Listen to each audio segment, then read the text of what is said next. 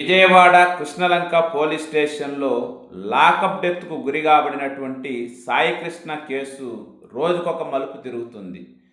తాజాగా సాయికృష్ణ తల్లి విజయలక్ష్మి గారు హైకోర్టులో ఒక పిటిషన్ వేయడం జరిగింది. ఈ కేసును సిబిఐకి లేదా ఒక స్వతంత్ర సంస్థకు అప్పజెప్పండి అని ఆమె హైకోర్టులో పిటిషన్ వేసింది. ఈ పిటిషను దాదాపు ఎల్లుండి కానీ ఆ తర్వాత రోజు కానీ విచారణకు వచ్చేటువంటి అవకాశం ఉంది.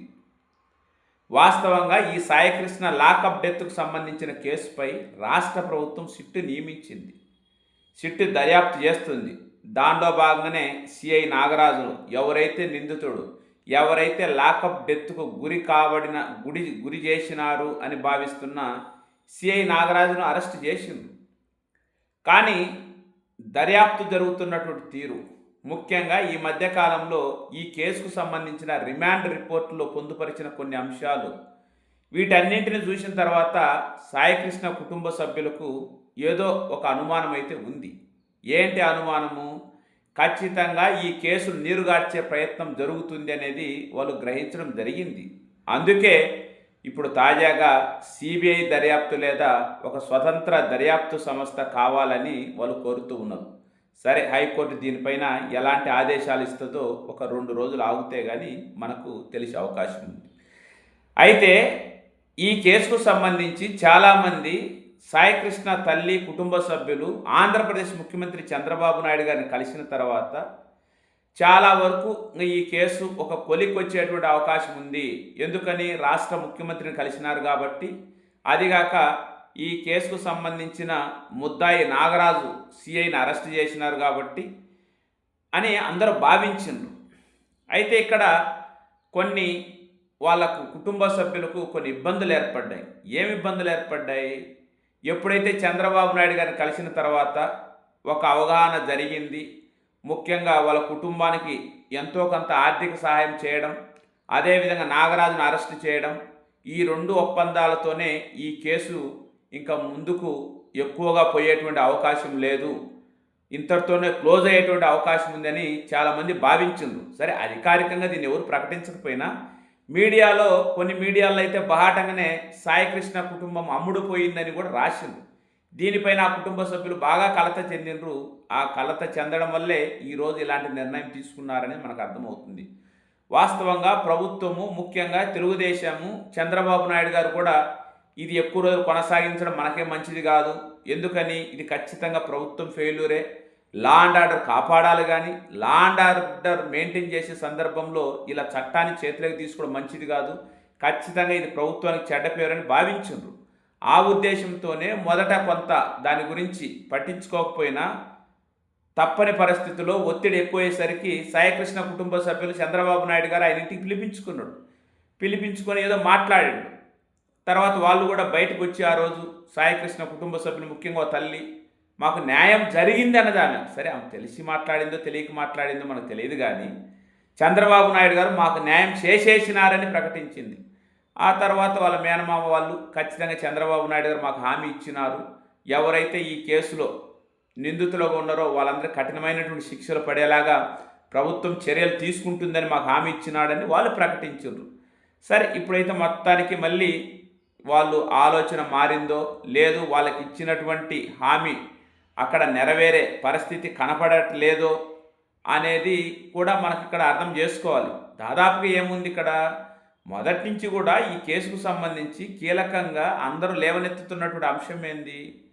ఈరోజు ఇక్కడ ఎవరైతే బాధితులు ఉన్నారో, ఎవరైతే నష్టపోయినరో వాళ్ళు ఖచ్చితంగా న్యాయం చేకూర్చాలి అనేది అందరి యొక్క భావన.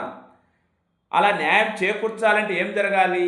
ఈ కేసు దర్యాప్తు రాష్ట్ర పోలీసులు లేదా ప్రభుత్వం నియమించిన సిట్టు కాకుండా ఖచ్చితంగా సిబిఐ లాంటి ఒక స్వతంత్ర దర్యాప్తు సంస్థలు చేస్తే ఎంతో కొంత బాగుంటుంది అనేది రాజకీయ పార్టీలు, కొందరు మేధావులు కూడా మొదటి నుంచి చెబుతూ ఉన్నారు.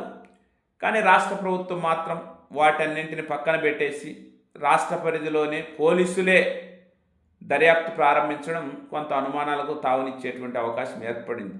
సరే, ఎట్టకేలకు రేపటి రోజున కోర్టు కూడా దాదాపుగా సిబిఐకి ఇచ్చేటువంటి అవకాశం ఎక్కువ ఉంది. ఎందుకని? ఇక్కడ దర్యాప్తు చేస్తున్నది పోలీసులు, దాంట్లో నిందితులుగా ఉన్నది కూడా పోలీసులే. అలాంటప్పుడు ఇక్కడ న్యాయం జరిగేటువంటి అవకాశం ఉంది అని ఎవరు భావించరు. అలాంటప్పుడు న్యాయస్థానం ఎలా భావిస్తుంది? భావించే అవకాశం చాలా తక్కువగా ఉంది.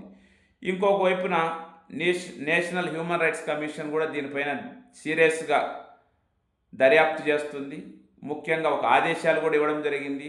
సాయికృష్ణ అస్థికలన్న వాళ్ళ కుటుంబానికి చేర్చే ప్రయత్నం చేయండి. ఇది కూడా చేయలేకపోతే ఇది భారతదేశంలోనే ఘోరమైన మానవ హక్కుల ఉల్లంఘనగా భావించాల్సి ఉంటుంది. దీని మీద సీరియస్ యాక్షన్ తీసుకోవాల్సి ఉంటుందని కూడా ఒకవైపు ఆ వైపు నుంచి కూడా ఒత్తిడి ఉంది.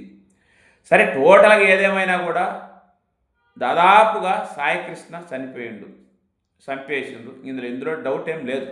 ఎందుకని, ఒకవేళ సాయికృష్ణ గిన బతికి ఉండింటే ఖచ్చితంగా ఈరోజు సిఐ నాగరాజు ఖచ్చితంగా సిట్టు దర్యాప్తులో బయట చెప్పేవాడు.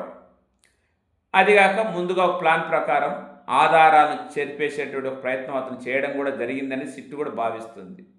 ఇంకా తాజాగా ఈ కేసులో ఒక నాగరాజే కాదు, ఒక 3 హెడ్ కానిస్టేబుల్ కూడా ఉన్నారని, అందులో ఒక అతన్ని అరెస్ట్ చేసినారని, మిగతా 2 కోసం గాలింపు చేస్తున్నారనేది వినపడుతూనే ఈ డిపార్ట్మెంట్తో సంబంధం లేనటువంటి నాగరాజు స్నేహితుడు సురేష్ ఇన్వాల్వ్మెంట్ ఉంది, ముఖ్యంగా ఈ శవాన్ని మాయం చేయడంలోని సిట్టు ప్రాథమికంగా ఒక నిర్ధారణకు వచ్చింది.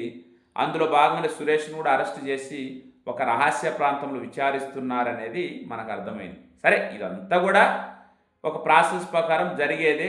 ఎవరికి అనుమానాలున్నా ఏ విచారణ కోరచ్చు, ఎలాంటి దర్యాప్తునైనా వాళ్ళు కోరుకోవడంలో తప్పేం లేదు. కాకపోతే ఈ కేసు ఇంకా కొంత సద్దు మణుగుతుందిలేనే అందరూ భావించరు. ముఖ్యంగా తెలుగుదేశం వాళ్ళు ఎప్పుడైతే చంద్రబాబు నాయుడు గారిని కలిసిండ్రో, ఆయన కుటుంబ సభ్యులు మాకు చంద్రబాబు నాయుడు గారు న్యాయం చేసినారని, ఆయన తీసుకునే చర్యల పట్ల మాకు నమ్మకం ఉందని, అది సిఐ నాగరాజును ఒక పక్క అరెస్టు చేయడం, ఇదంతా కూడా దాదాపు సమసిపోతుందిలే అనేటువంటి తరుణంలో మళ్ళీ వీళ్ళు సిబిఐ దర్యాప్తు కావాలని హైకోర్టును ఆశ్రయించడమే మళ్ళీ ఈ కేసు మొదటికి వచ్చినాదనేది మనం భావించేటువంటి అవకాశం ఉందన్నదే మన యొక్క ఆలోచన. చూద్దాం ఏం జరుగుతుందో.